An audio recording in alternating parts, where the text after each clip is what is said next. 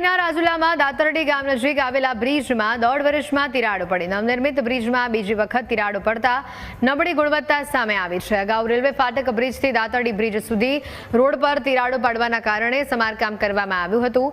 Bridge પર ફરી તિરાડો પડતા વાહન ચાલકો પર જોખમ ઊભું થયું છે।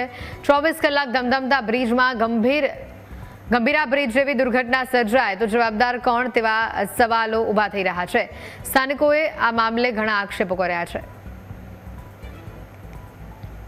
સોમનાથ હાઈવે પર વારંવાર તિરાડ પડી ગઈ છતાં આમાં પબ્લિક હેરાન થાય છે। તંત્રની લાપરવાહીને લીધે સરકારને નમ્ર અપીલ કે હવે બીજી વાર આવું ન થાય એટલે પબ્લિકનો જીવ જોખમમાં ન મુકાય એ માટે જય માતાજી। અકસ્માત કેવા થાય? અકસ્માત જોરદાર થાય છે। આમાં ગાડી સ્લીપ પણ મારી જાય છે અને સામેવાળાની કાબુ નથી રહે।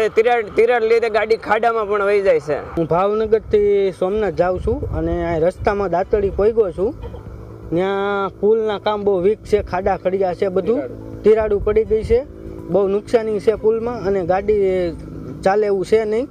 સરકારની બહુ બેદરકારી છે અને વહેલી તકે કામ કરે એવી મારી માંગ છે। ભાવનગર સોમનાથ નેશનલ હાઈવે પર ફરી છે તે તિરાડો પડી છે ને દાતરડી ગામ નજીક જે બ્રિજ છે, બ્રિજ ઉપર આપણે દ્રશ્યો બતાવવા માંગી આપ જોઈ શકો છો કે મોટી મોટી તિરાડો પડી ને અગાઉ પણ અહીંયા અકસ્માત ના સર્જાયા છે ને પુનરાવર્તન ન થાય તે માટે તંત્રની લાપરવાહી સામે આવી છે ને અવારનવાર અહીંયા ભારે વાહનો પણ અહીંથી પસાર થતા હોય ને આ નેશનલ હાઈવે છે ટૂંક સમય પહેલા જ બન્યો છે ને ત્યારે આવી ગંભીર દુર્ઘટના ન બને તે પહેલા તંત્ર દ્વારા આનું સમારકામ કરવું જોઈએ ને ત્યારે અવારનવાર વાહન ચાલકો પણ અહીંયા પરેશાન થતા હોય છે, અકસ્માત થતા હોય છે ને વાહન ચાલકોની માંગ એક જ છે કે આવા જે અકસ્માત થતા અટકવા જોઈએ તંત્ર દ્વારા આવા જે નબળી ગુણવત્તાના કામ થયા હોય તેમની સામે એક્શનમાં આવવું જોઈએ ને આવા કામ રિપેર કરવા જોઈએ। Dashrathsinh Rathod, news capital, Datardi, Amreli.